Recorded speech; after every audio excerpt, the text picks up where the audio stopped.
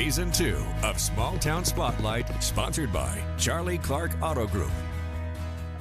Well, welcome everyone to the special edition of KTSM 9 News at 6. We are live on location tonight from Segundo Barrio at the Armijo Library branch as part of our Small Town Spotlight series, all made possible by Charlie Clark Nissan.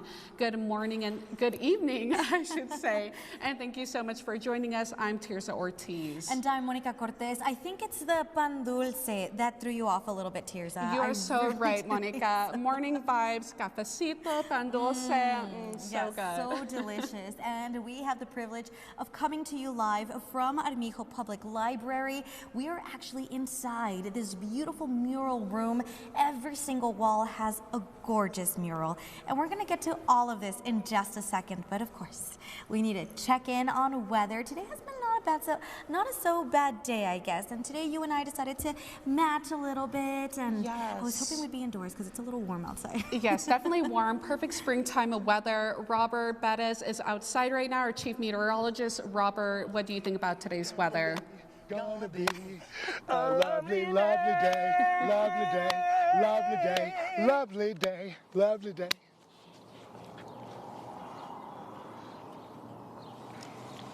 Go on. Oh, I'm sorry. I thought we were practicing because you know what, Bobby, it is absolutely gorgeous out here.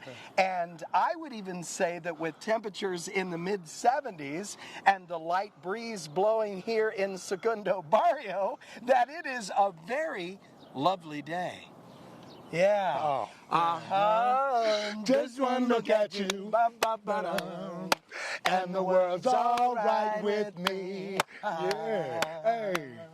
Just one look at you, and I know it's gonna be a lovely,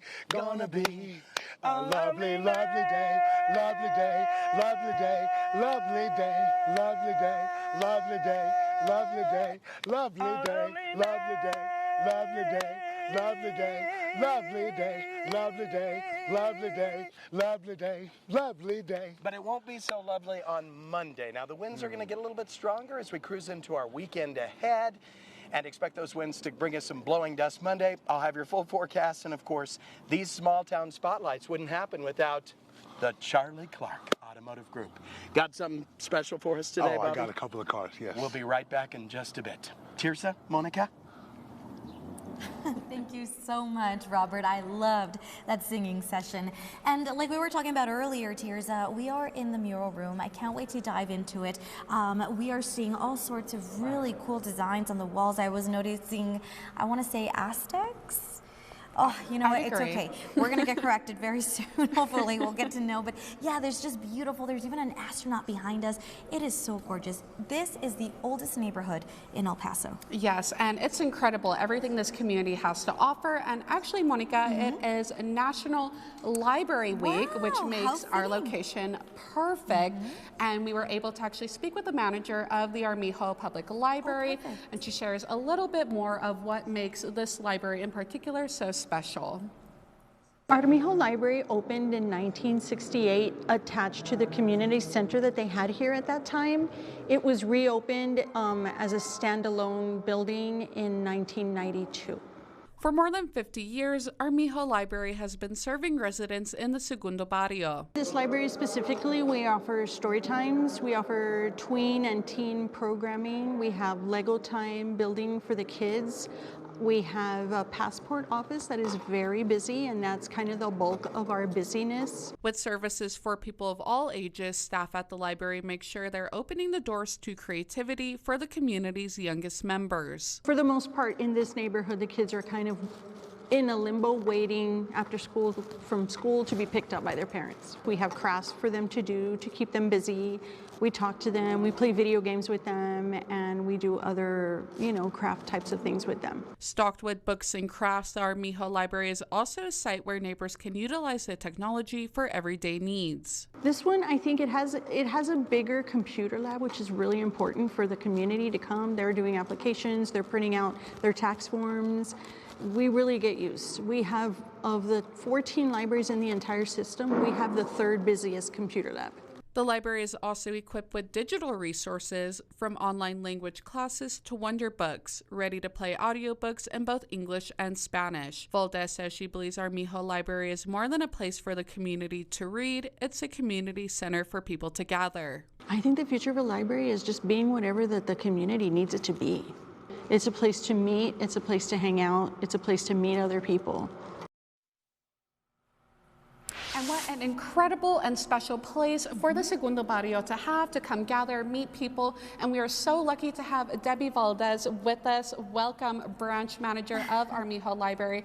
And Debbie, you shared a little bit about what makes this so special. Compared to other branches, why does Armijo stand out?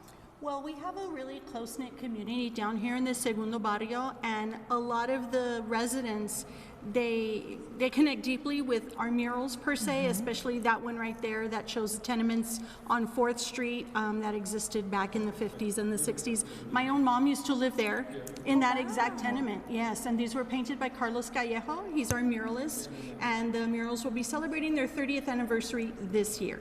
Wow, that is incredible, and I know you touched a little bit about it. So I kind of wanted you to talk to me about all the different ones that you have. I know that we are looking at space, and is it Mayans, Aztecs? It's a Mesoamericans, and it's also actually connected. It begins over there with the Mesoamerican deity, and he's pointing towards the future. Oh, and he's showing you the so future, cool. But yet how it connects to our past and indigenous objects, and how we're all just connected. And even in the visor of the astronaut, he sees the tenement, and that's just a connection of our people and our past. I love it. I'm so fascinated by it. No, it's beautiful, beautiful artwork, incredible for people to come visit. And we're actually in the middle of National Library Week. What's going on within the library branches in El Paso? Well, a lot of different branches are doing kind of like crafts for the kids when they come in after school, and we're just doing some little special crafts, making bookmarks, playing games with them, you know, teaching them how to build stuff with Legos and or different blocks, or we're playing the Switch with them, video games, stuff like that. Just engaging the community. Wow, that is incredible. And is there anything else you want to add before we go? Well, we have a lot here for the community. I mean, we're here for them. We're an educational hub for everybody. We're growing and we're changing to be what the community needs from us. We're doing all kinds of great things, like our Dia de los Niños, Dia de los Libros will be April 27th, and we'll be giving away thousands of books.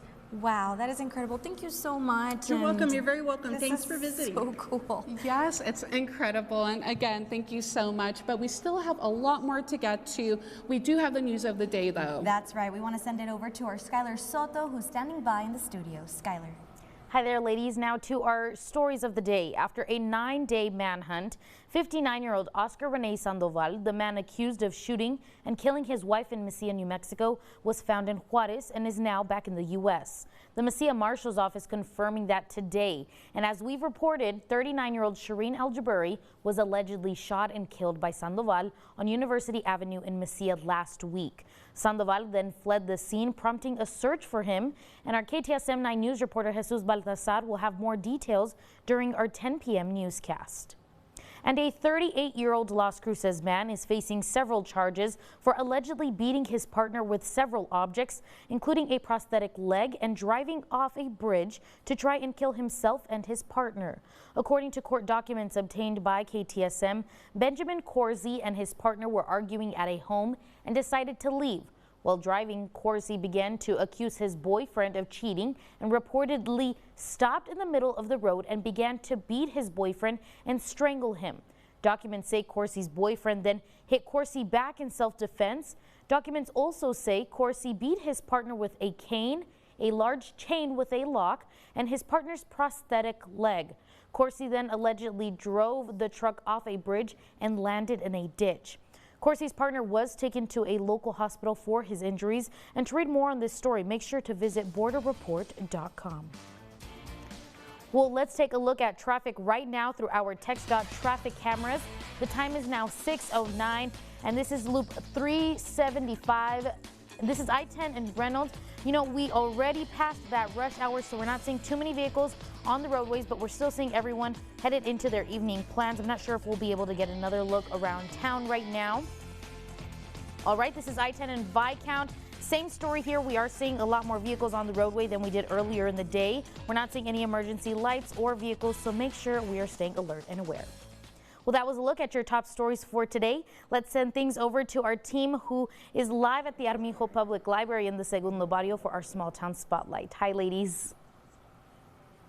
Hey there, Skylar. Well, if you are from the Segundo Barrio or if you're anywhere in the borderland, Monica, chances are you've had the delicious pan dulce.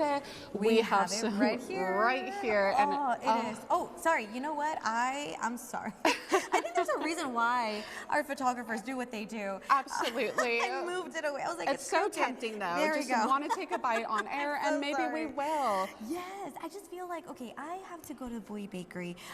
There's one on the west side, I have to tell you. Oh. And so sometimes I come here, which is so beautiful and authentic. Jalisco's is right across. So if you don't want to just stop by for your pan dulce, you have some menudo to stop by. But we do want to highlight what's so incredible about this delicious bakery. Check it out. I've been here many, many years.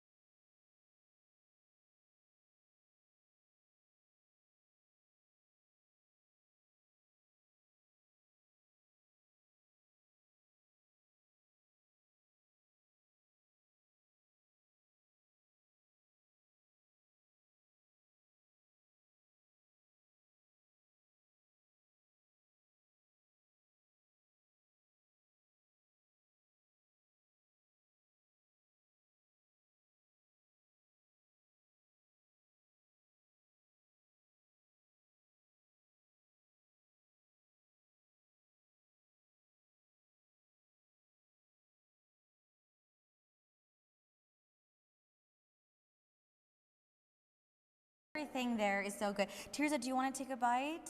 How is it? So good. Monica, I have been waiting. I know. Ever since we got here, and I tell you all the time, I want a bakery on Small Town. And we got it. So thank you so much, Bowie Bakery, for this incredible bread. It is so delicious. Conchas, the donuts with the sugar is one of the best things you can have from Bowie Bakery. It is so good. I agree. While we let Tirza eat, I'm gonna need a break. we are going over to break, but don't go anywhere because we have a lot more to share with you right after these commercials. We'll be right back. Authority, Robert Bettis, the Borderlands' only certified broadcast meteorologist. All right, we are live in the Segundo Barrio, just a little bit south of downtown in one of the finest traditional neighborhoods of El Paso. It's families, it's parks, it's this beautiful community center here, and it is this delicious apple fritter from Bowie Bakery, founded in 1951. Bobby, I get the sense that you're staring at the fritter right now. I am staring. Are you staring at the imitation aviators? I love the aviators too. Please, please. I want to be cool. Indulge. As I eat the fritter. Yes, please go ahead. Let me get a bite. You know, it is an absolutely gorgeous day. How's that taste from Bowie Bakery? I love it. Isn't it wonderful down here? So peaceful and lovely. A beautiful day, truly. Here comes your exclusive 9-day forecast. Now, if you like it like this, which was light winds today and lots of sunshine, you're going to love tomorrow even more because we go up to 83 degrees. On Friday, the winds get a little bit stronger. They'll be gusting to about 30 miles per hour. No dust that day, but it'll pop us to 86. A little windy on Saturday and Sunday, but I do believe those gusty winds will be below the dust threshold. Then unfortunately, Monday rolls around, high temperature about 88 degrees as we experience extremely strong winds. Those winds will be peaking at about 60 miles per hour. We can expect blowing dust, the whole works. There's no pretty way to talk about Monday.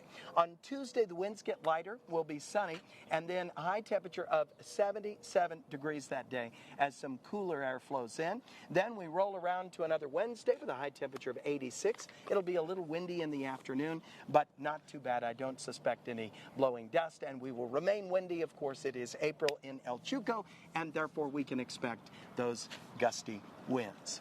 You know, if I lived down here in the Segundo Barrio, they've got some beautiful parks, and it seems like people really like to get together, have barbecues and cookouts. Oh, yes. But I want to arrive in the park in style.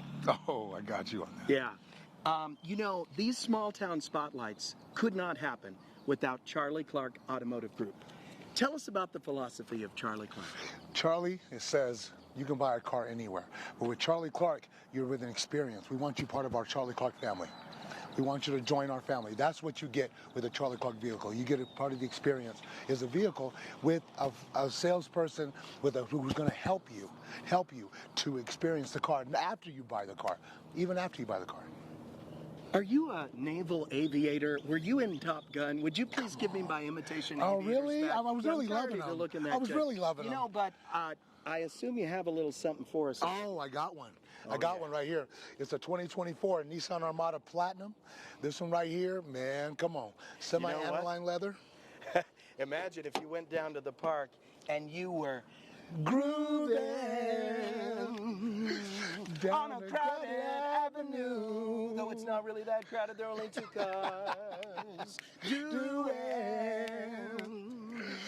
anything we want to do. Wow, this. Come Are you on. kidding me? Come right now? on. Get in that, feel that leather. Feel the leather. Oh my goodness, imagine driving around and riding up in the park in a fabulous Charlie Clark Armada.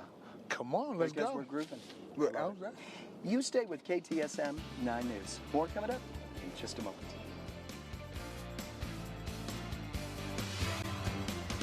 KTSM 9 Sports with Sam Guzman. Sponsored by Glushine Vyas and Enderman Injury Lawyers. With Tristan Newton and the Yukon Huskies off in Connecticut with their 2024 NCAA Men's National Championship trophy, the question now is who will take next year's Final Four trophy? Don't have an answer for you on that, but I can tell you the 2025 Final Four trophy was in the Sun City today. That trophy was displayed at UTEP's Centennial Plaza earlier today. The stop in El Paso was part of the Final Four's Fan Jam truck that is taking this trophy to San Antonio, Texas, home of the 2025 Men's Final Four. The 2023-24 Texas high school soccer season started with over 1,000 teams playing. Now we're down to 24. One of those 24 teams playing in the UIL High School Soccer State Championships this week are the San Elizario boys. And the San Eli boys are currently taking on Navasota in the Class 4A state semifinals as we speak. At last check, this one still scoreless in the first half, 0-0 as they say. San Eli, of course, looking for redemption after getting bounced out of last year's Final Four. This year, San Eli looking to punch its ticket to the state championship game. It's 4th in program history. Of course, we'll have more coverage on this game tonight at 10. Well, the El Paso Chihuahuas are on the road this week in Northern California to face the Sacramento River Cats earlier today. Game 2 of the 5-game series got underway. El Paso, top of the 4th, down 1. Oscar Mercado at the plate and a crank show with ease. This one puts the Chihuahuas up 2-1 in the top of the 4th, but we go to the bottom of the 4th now. The River Cats looking to tie things up with a runner in scoring position. Gotta field that one. Sacramento scores a run. They tie the game at 2. Now we go to the late in the game, bottom of the 8th, 5-2 River Cats lead. And when the home team begins to pull away with a huge play, 2 outs, bases loaded, Sacramento bringing in 2 runs before the Chihuahuas go on to tag out this player at third, but the damage has already been done. The Chihuahuas suffer a 7-3 loss to the River Cats game 3 of the series tomorrow. Well, now it's time to shine a light on a sport that doesn't get talked about enough. Hockey. There's dangles, fights, toughness, intelligence. Did I mention there's also fights? It's got everything you need in a sport, and there's going to be a ton of hockey going on at Rhinos Arena this weekend. Now, it's not just hockey, it's playoff hockey we're getting here. The El Paso Rhinos are currently gearing up for its first NAHL Robertson Cup playoff appearance in franchise history. This comes after the Rhinos, led by head coach Joe Coombs, put together an 82-point regular season where the team won 38 games and lost 16. Last season, the first of the Coombs era in El Paso, the Rhinos went 18-38. So for this year's team to flip the script, win 20 more games, and punch its ticket to the playoffs means a lot to them. I know Year one was a struggle, but this year they did a really nice job. I don't know if I'd call us ahead of where we want to be, but certainly winning almost 40 games this year of 60, you know, it was a good group. We made a big step from last year. Last year, you know, very disappointed season. The season before that even worse. So I'm excited that we can turn this into a winning organization. The Rhinos will take on the Oklahoma Warriors, the defending Robertson Cup champs, in a best-of-3 play-in series this weekend at Rhinos Arena. Game 1 on Friday, Game 2 on Saturday, both starting at 7 p.m. If necessary, Game 3 is on Sunday at 4:30 p.m.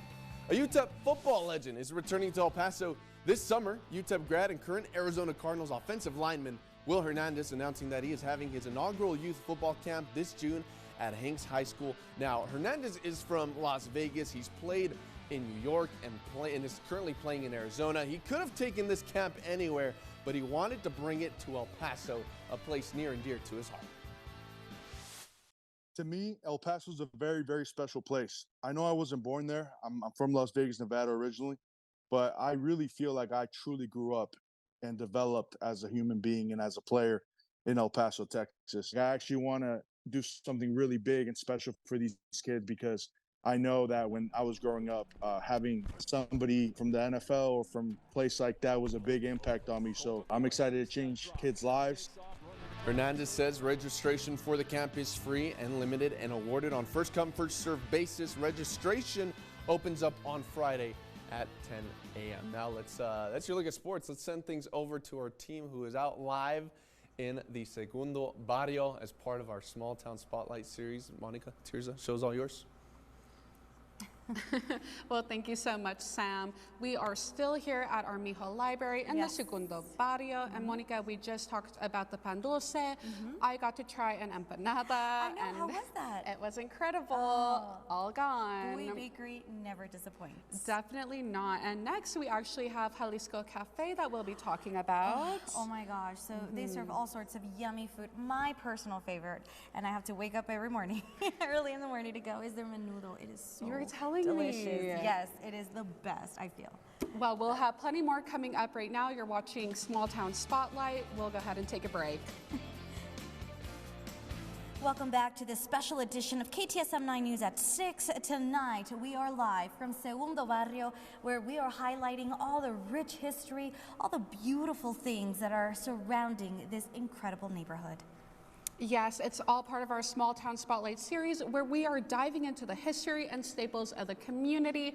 Of course, all made possible by Charlie Clark Nissan. And Monica, we are going to start off the half hour taking a look at what is the heart of the Segundo Barrio, Sacred Heart Church. Take a look. So here we are at perhaps the most important institution of the Segundo Barrio, Sacred Heart Church. And a lot of people consider it the heart of the Segundo Barrio.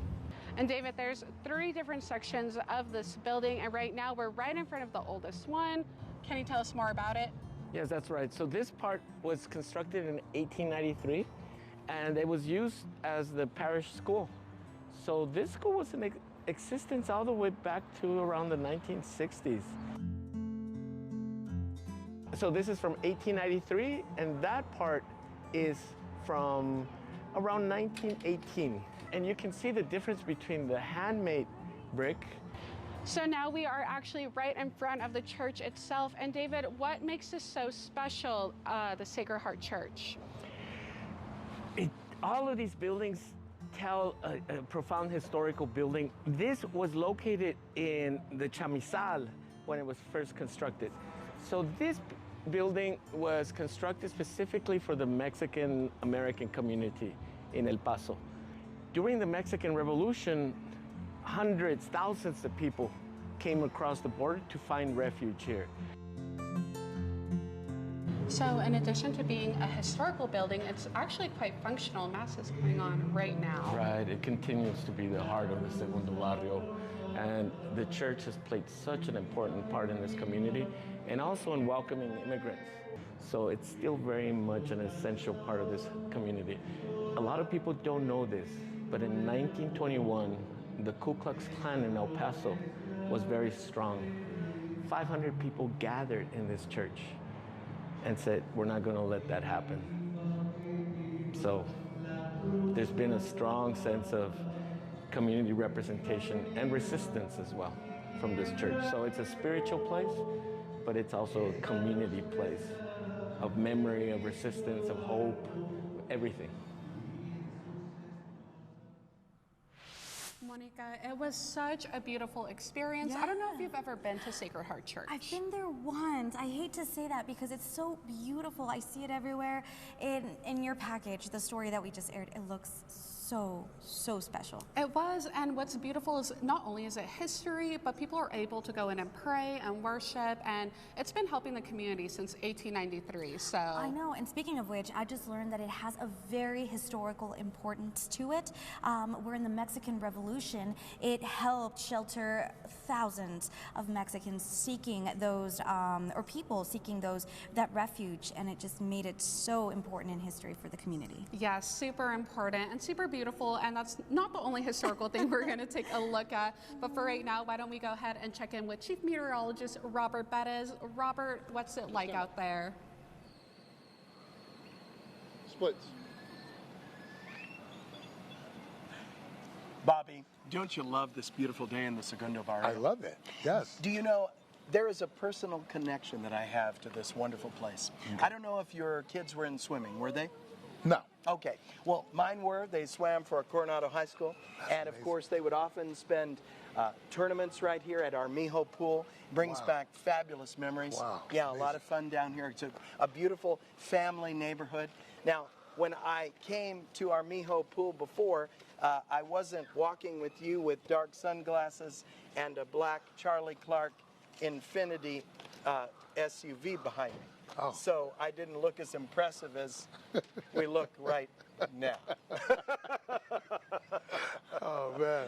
Okay, we're going to talk about warming up to the 80s starting tomorrow. Okay. And then we're going to have some gusty winds return, especially on Monday. That's a day that concerns me. I'm going to have your full forecast, and we're going to give you a tour of this almost like presidential-looking SUV coming up in just a little bit. Monica, Tirsa? Thank you so much, Robert. Well, obviously, there's a lot of things that when you think of Segundo Barrio, that's first to come to mind. For example, Bowie Bakery, Sacred Heart Church. Another big staple here is Bowie High School. Yes, actually, Bowie High School, from what I learned from David Romo, the historian that I spoke with, just a very old, very historical high school. It's now, I believe, Guillen School, so different students. But what was so interesting is that students from Bowie High School were in the middle of history as it was happening. Okay. Super interesting. I'll go ahead and let him tell you more, actually. So we are now at the original Bowie High School, and it just has so much culture to it, hundreds of years. What more can you tell us, David? From the beginning, it was right in the middle of important developments in El Paso's history. Bowie students were in the middle of all kinds of movements that originated here in the Segundo Barrio. During the Chicano civil rights movement, so many of these students participated. A lot of them were part of this underground subculture, the Pachuco subculture, but very few people know that it actually originated here. There was a protest here, a dignity strike back in 1936, where 200 students walked out carrying a loaf of bread in one hand and a bottle in the other, and they went up to the local newspaper offices saying, "We're not hungry," because they had been depicted in a very kind of demeaning way, as that they were all starving. This was the Depression. There was another protest, I wouldn't say a protest, and that was a lawsuit in 1992 that the students of Bowie High School brought against the INS, the Border Patrol, for racial profiling, which they won. For us historians, this place is hugely important. Unfortunately, in the 1980s, most of the original building was torn down, so there's only a few structures that are still original, but this is where it was located, Bowie High School, and in the hearts of many El Pasoans, and even in other parts of the United States, people still feel a lot of pride for having attended this school.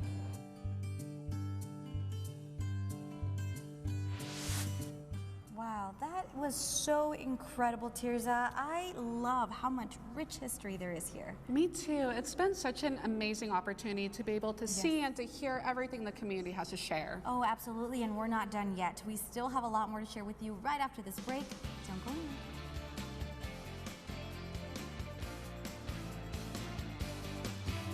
Weather Authority, Robert Bettis, the Borderlands' only certified broadcast meteorologist.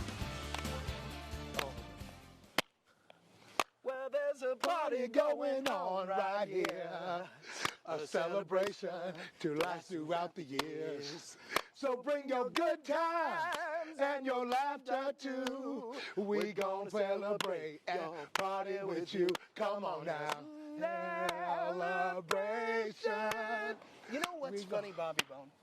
I never thought that I would buy a Charlie Clark beautiful Infiniti black SUV and not drive it. Come on. I think we attract more attention simply walking with sunglasses. I love it. And having the black SUV trail us slowly like it's we're some sort of dignitaries or we're on parade. I feel good. I feel good. So good.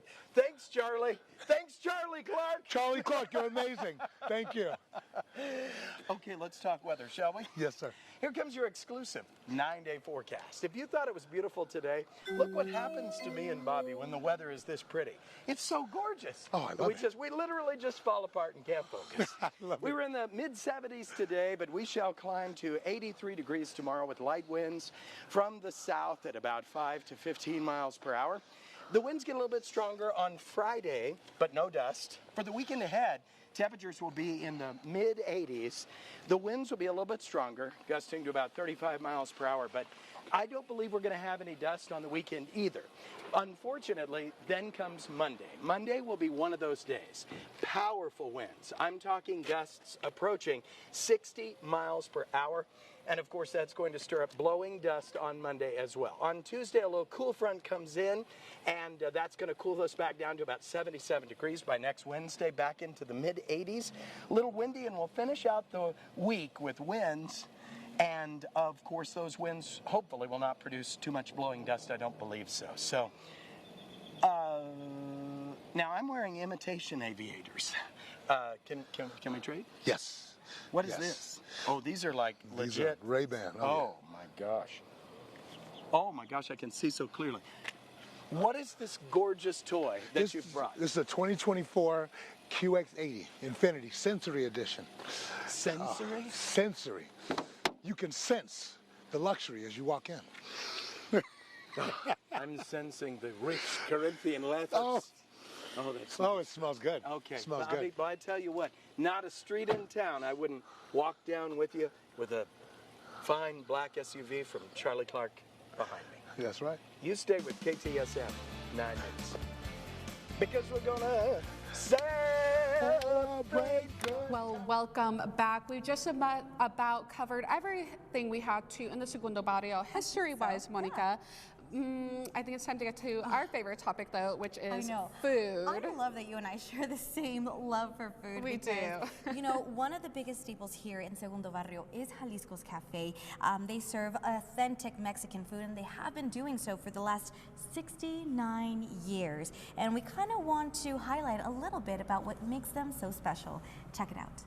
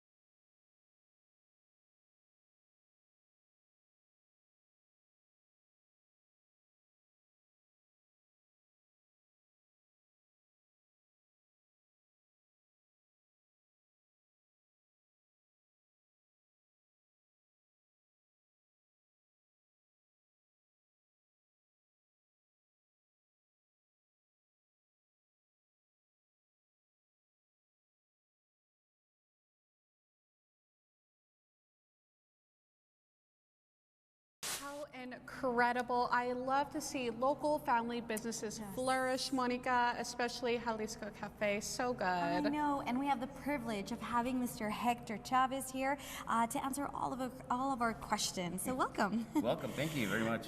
You know, tell us a little bit about more what makes so special your Jalisco Cafe.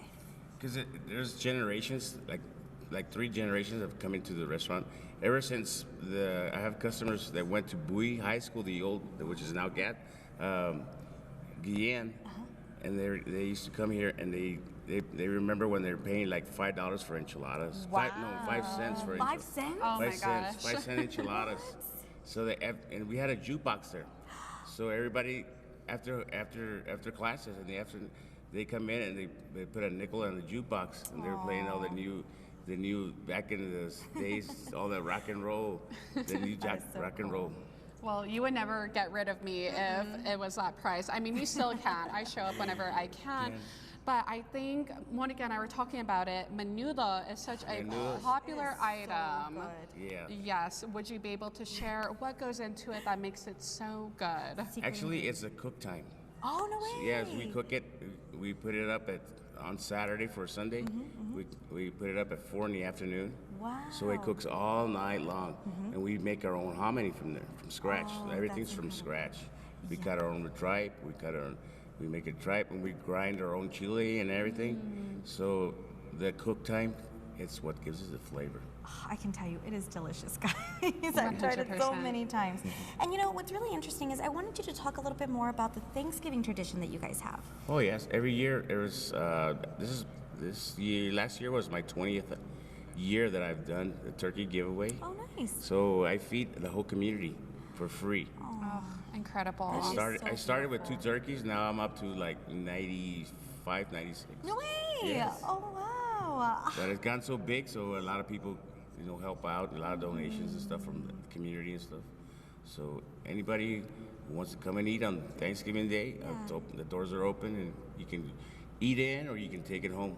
How beautiful. I love those kind of traditions. I do too. I think it's a very El Paso strong, El Paso forward. Hector, thank you so much for being with us and helping us with highlighting Segundo Barrio and what makes it so special. And making it so special. Oh, yes. Thank you very much. Thank you. Thank and you, guys, don't go anywhere. We have a lot more to share with you right after this break. You're watching KTSM 9 News at 6. Here's a last look at the weather. Beautiful tomorrow. 83 degrees, the high temperature. Perfect, because the winds will be light. The winds get a little stronger on Friday, no dust. A windy weekend, but not really a dusty weekend. Very warm on Sunday, high temperature of 89 degrees. And then we'll have one of those days. On Monday, gusts to potentially 60 miles per hour. 88 the high temperature, blowing dust. And then a cool front comes in on Tuesday, 77 the high. Oh, thank you, Robert, and thank you guys for tuning in to this special edition of KTSM 9 News at 6, and thank you guys for making Segundo Barrio so incredibly special. I loved it. I loved it too. All right, we'll make sure to tune in tonight at 10.